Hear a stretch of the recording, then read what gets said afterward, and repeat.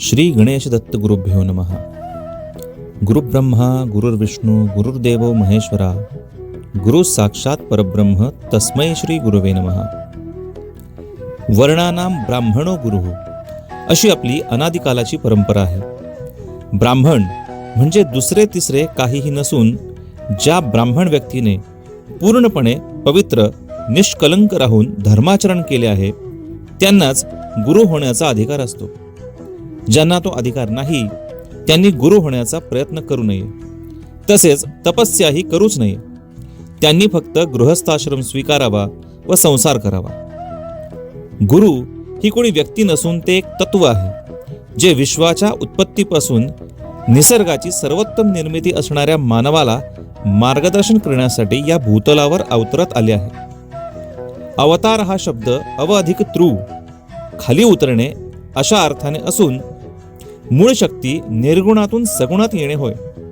म्हणजेच अव्यक्तातून व्यक्त होणे आणि व्यक्तातून पुन्हा अव्यक्त होणे अशी अनादिकालाची परंपरा आहे. सर्वसाधारणपणे मंत्र दिला म्हणून गुरु, दीक्षा दिली म्हणून गुरु, माळ घातली म्हणून गुरु अशी सर्वसामान्य प्राथमिक कल्पना गुरूंबद्दल असते. मात्र गुरु हे एक व्यापक तत्व आहे जे स्मरण मात्रेण संतुष्टाय असे आहे.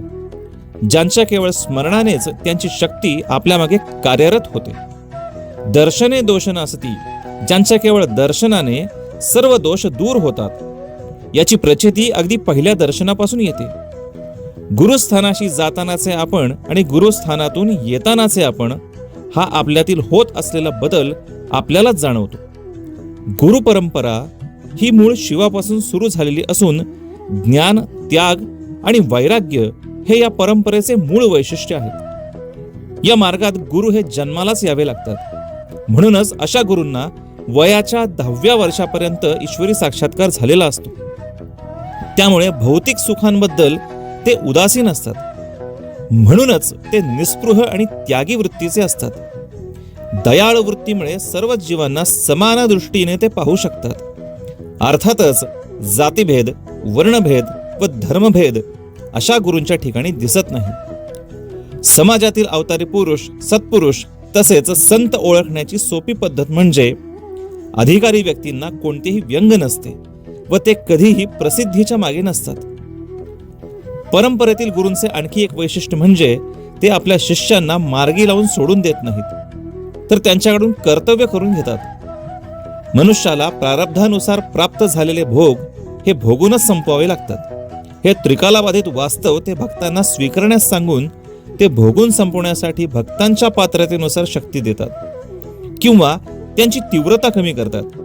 या अशा प्रकारच्या शिकवणुकीमुळे भक्त चमत्काराच्या नादी न लागता स्वतःची आध्यात्मिक पात्रता वाढवण्यास भर देतो.